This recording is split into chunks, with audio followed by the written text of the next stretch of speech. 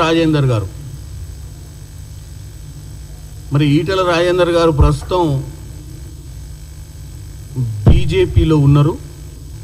కానీ ఆయన బీజేపీలో ఉన్న విషయం బీజేపీ నాయకులే గుర్తిస్తలేరు. ఎందుకంటే ఈటల రాజేందర్ గారు చాలా కన్ఫ్యూజ్డ్ పొలిటీషియన్. ఇప్పుడున్న పొలిటీషియన్స్లల్లా తెలంగాణలోనే హైయెస్ట్ కన్ఫ్యూజ్డ్ పొలిటీషియన్ ఎవరయ్యా అంటే ఈటల రాజేందర్. పుట్టింది పెరిగింది ఉద్యమాలు చేసింది ఆయన చెప్తాడు నేను లెఫ్ట్ భావాజాలం పీడిఎస్యు అని. మధ్యన అధికారము చెలాయించింది బీఆర్ఎస్ పార్టీలో. అక్కడ అలిగో గొడవ పెట్టుకొని వచ్చింది బీజేపీలకు వస్తే బీజేపీ పార్టీ అధ్యక్షుడు కావాలని పగటి కళ్ళలు కన్నారు. అది ఇప్పటి మటుకు కాలేదు. ఎందుకు కాలేదో కూడా తెలియదు ఆయనకు. ఈ అయోమయం పరిస్థితిలో ఎవరినన్నా రోజుకొకరిని ఏదో ఒక మాటలతోటి ప్రజల్ని తప్పుతో పట్టేయాలని చెప్పి అప్పుడప్పుడు ఏదో పనికిరాని ముచ్చట్లు పనికిరాని మాటలు మాట్లాడుతూ ఇయ్యాల కూడా మహేష్ కుమార్ గౌడ్ గారు మా పార్టీ అధ్యక్షులు, కాంగ్రెస్ పార్టీ చాలామందికి సుపరిచితులు. మహేష్ కుమార్ గౌడ్ గారు ఎన్ఎస్యుఐ అధ్యక్షుడిగా అంటే స్టూడెంట్ విభాగానికి కాంగ్రెస్ పార్టీలో అధ్యక్షునిగా ఉండి ఈరోజు ఆ పార్టీకి ప్రెసిడెంట్ అయిండు. ఈటల రాజేందర్ గారు పీడిఎస్యు నుంచి మొదలు పెడితే బీఆర్ఎస్ పార్టీ నుంచి రైట్ వింగ్ అంటే లెఫ్ట్ వింగ్లో పుట్టిన అని చెప్పుకునే అటువంటి ఈటల రాజేందర్ రైట్ వింగ్లోకి వెళ్ళి ఇలా పార్టీ అధ్యక్షుడు కావాలనుకొని ఆయన భావాజాలాన్నే మార్చి పేదల తరపున పోరాటం చేయాల్సినోడు రైట్ వింగ్లోకి వెళ్ళి కార్పొరేట్ సంస్థలతో అంటగాగినటువంటి బీజేపీలో ఉన్నటువంటి ఈ వ్యక్తి ఈరోజు మహేష్ కుమార్ గౌడ్ గురించి మాట్లాడటాన్ని చూస్తే మరి నవ్వాలనో ఏడవాలనో అర్థం కావట్లేదు. ఆయన అన్ని విధాలు అట్లనే ఉంటుంది. ఆయన ఓబీసీ నాయకుడు అంటాడు, ఏమనంటే ముదిరాజు బిడ్డ అని అంటాడు. మరి ముదిరాజు బిడ్డ ఓన్లీ రోడ్డు ఎక్కినాకనే ఇంటికి పోతే మొత్తం రెడ్డి బిడ్డలే ఉంటారు ఇంట్లో. ఆయన ఈటల రాజేందర్ రెడ్డి ఏడుదాకా ఇంటి గేటు బయటికి రాగానే ప్రజల్ని మోసం చేయడానికి ఓబీసీ లీడర్, ముదిరాజు లీడరు, ఇలా మేజర్ సామాజిక వర్గం ముదిరాజు సామాజిక వర్గం వాళ్ళని తప్పుతో పట్టించే ప్రయత్నం చేస్తున్నటువంటి నాయకుడు ఈటల రాజేందర్. ఇంటి గేటు లోపలికి పోగానే ఈటల రాజేందర్ రెడ్డి గారు అవుతాడు. ఎందుకంటే ఇంట్లో ఎవరు అంత రెడ్లే. మరి తెలంగాణ ప్రజలకు ఈయనను మరి ఏ సామాజిక వర్గానికి సంబంధించిన నాయకుడు అనుకోవాలనో కూడా ప్రజలకు కన్ఫ్యూజే. ఇటు పార్టీలకు కన్ఫ్యూజ్ ఇవ్వాలి ఆయన గురించి, ఇటు ప్రజలకు కన్ఫ్యూజ్. ఈ కన్ఫ్యూజ్ లీడర్ అప్పుడప్పుడు కొన్ని ఆరోపణలు చేస్తూ ఇవాళ మా పార్టీ అధ్యక్షుని మీద చేస్తుండు. 24 గంటలు బీఆర్ఎస్ పార్టీ వదిలిపెట్టినా అంటాడు కానీ వాళ్ళ పాటనే వాడతాడు ఏడబైనా. అదే కేసీఆర్, హరీష్ రావు, కేటీఆర్ బ్రహ్మాండమైన వాళ్ళ రాజ్యమే బాగుండే అని ఇండైరెక్ట్గా చెప్పే ప్రయత్నం చేస్తున్నటువంటి ఈటల రాజేందర్ గారిని మరి బీజేపీ వాళ్ళు ఎన్ని రోజులు ఆయన దగ్గర పెట్టుకుంటారో చూడాలి.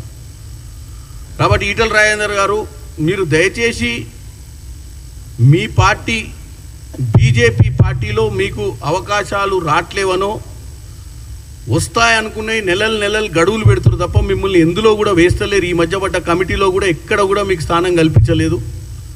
మరి దాంతో మీరు ఫ్రస్ట్రేషన్ మా పార్టీ నాయకుల మీద తీయొద్దని కోరుకుంటున్నాం. ఇకపోతే ఈరోజు హరీష్ రావు గారు రేవంత్ రెడ్డి గారి మీద మాట్లాడుతూ తెలంగాణ ఫార్మేషన్ డేకి సంబంధించి ఇప్పటికిప్పుడు తెలంగాణలో ఎన్నికలు పెడితే 100 సీట్లు వస్తాయని చెప్తున్నాడు.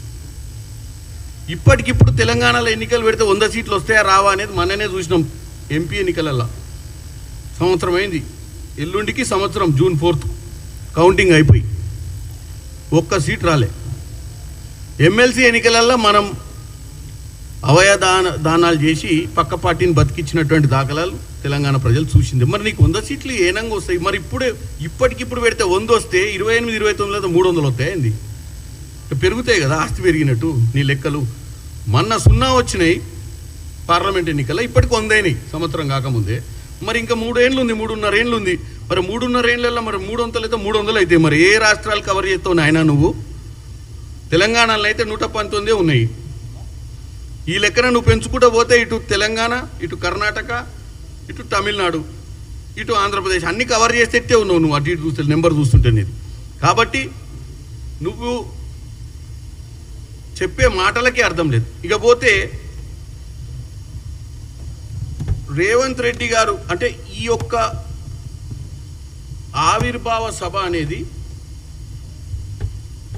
బీఆర్ఎస్ వల్లనే ఇలా రేవంత్ రెడ్డి గారు అక్కడ మాట్లాడేటువంటి అర్హతకు కలిగిందంటారు. అంటే నీ ఉద్దేశం ఏంది? ఇవాళ ముఖ్యమంత్రిగా తెలంగాణకు రేవంత్ రెడ్డి గారు ఆవిర్భావ సభలో మాట్లాడేటువంటి హోదా మీ వల్ల వచ్చిందని చెప్పడానికి మీకు ఏమైనా సిగ్గుండాలి. తెలంగాణ ఇచ్చింది కాంగ్రెస్ పార్టీ.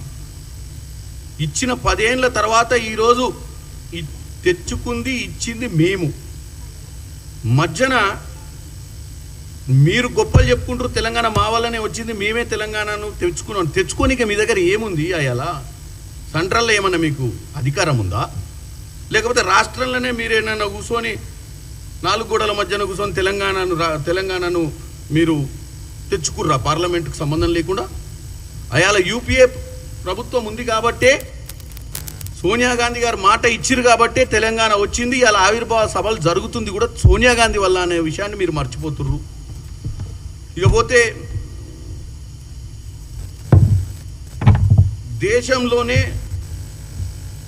త్యాగాలకు మారు పేరు కేసీఆర్ అంటుడు.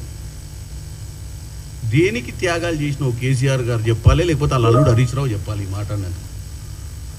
దళితుల్ని ముఖ్యమంత్రి చేస్తా, నా కుటుంబంలో అందరు అమెరికాలో సెటిల్ అయ్యారు, నాకు ఏ అధికారాలు వద్దు, తెలంగాణ వస్తే చాలు, నేను వాచ్మెన్ ఉద్యోగం చేస్తా,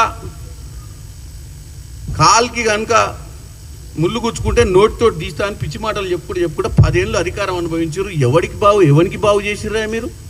మీ కుటుంబంలో 5గురు బాగుపడ్డారు ఈ రాష్ట్రంలో. మీ కుటుంబం మొత్తం అమెరికాలో ఉన్న వాళ్ళు కూడా ఇండియాకి షిఫ్ట్ అయిపోయి బ్రహ్మాండంగా యువరాజు పాత్ర తీసుకొని మీరు త్యాగాల గురించి మాట్లాడుతున్నారు. దళితుని ముఖ్యమంత్రి చేస్తా అని చెప్పి ముచ్చట చెప్పి 10 ఏళ్ళు అనుభవించింది కాక మళ్ళా మీరే మళ్ళీ అధికారంలోకి రావాలనే ఆకాంక్షతో తిరుగుతున్నటువంటి పరిస్థితి మీది. మీరు త్యాగాల గురించి చెప్పే పరిస్థితి లేనే లేదు. నేను ఇంకోటి అధికారులను అంటుండు, ఇలా అధికారులు చెలరేగిపోతుర్రు, ఏం చేస్తుర్రు అర్థం కావట్లేదు, ముందు వాళ్ళ సంగతులు ఏందో తర్వాత తెలుసు అన్నట్టుగా మాట్లాడుతుండు. ఆ విషయం మీరు మాట్లాడితే మాత్రం గమ్మత్తుకుంటుంది. ఫోన్ ట్యాపింగ్ వ్యవహారంలో ఆల్రెడీ 3-4 లోపల వేసిరు. ఒక ఆయన రేపో ఎల్లుండో దిగుతుండు విమానంలో అమెరికా నుంచి. ఇన్ని రోజులు అమెరికాలో తలదాచుకుంటూ దిగిండంటే ఇవాళనే. మరి ఒక పక్క టీవీలో చూపిస్తూనే ఎవరు మన భాగవతం, ఫోన్ ట్యాపింగ్ భాగవతంలో మనం ఎట్లా అధికారాన్ని దుర్వినియోగం చేసిందో ఈ భారతదేశంలో కాదు, రష్యా, అమెరికా, ఇంకేదైనా గూఢాచార్య దేశాలు ఉన్నా కానీ ఇంత సాఫ్ట్వేర్ ఇంత టెక్నాలజీ వాడి ఉండరు మీరు వాడినట్టు. కాబట్టి హరీష్ రావు గారు అధికారాన్ని ఎలా చెలాయించాలనో, అధికారాన్ని దుర్వినియోగం ఎట్లా చేయాలో అనే దానికి మీరే ఈ భూ ప్రపంచానికి మీరే మోడల్. మళ్ళీ మీరు మాకు చెప్తారు. ఆల్రెడీ ఒక ఇరిగేషన్లో ఉన్న ఈఎన్సీని కూడా జైలు పాలండి మీ కాళేశ్వరం పుణ్యాన.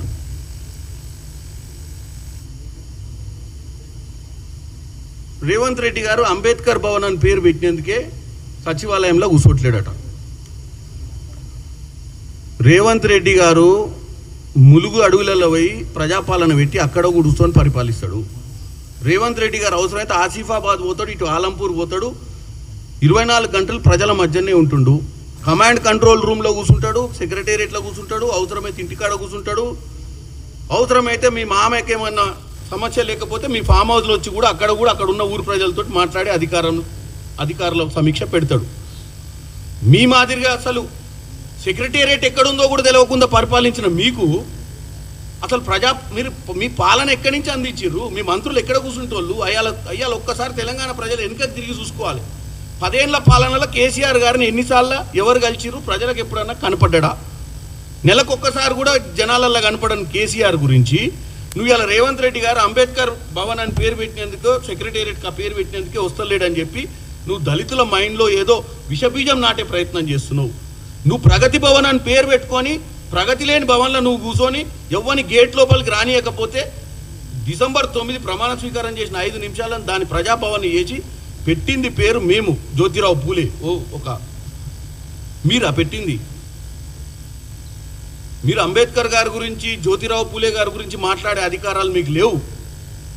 ఏమున్నా మాటలు వచ్చు కదా, ఏది పడితే అది అక్కడ మీటింగ్ రేవంత్ రెడ్డి గారు మీటింగ్ కాగానే ఏదో ఒకటి చెప్పాలి తెలంగాణ ప్రజలకు, అసలు నా సంగతి ఏందో అని మాట్లాడినట్టే ఉంది హరీష్ రావు. కానీ నీకు వాస్తవాలు తెలిసి మాట్లాడినట్టుగా క్లియర్గా కనపడతలేదు.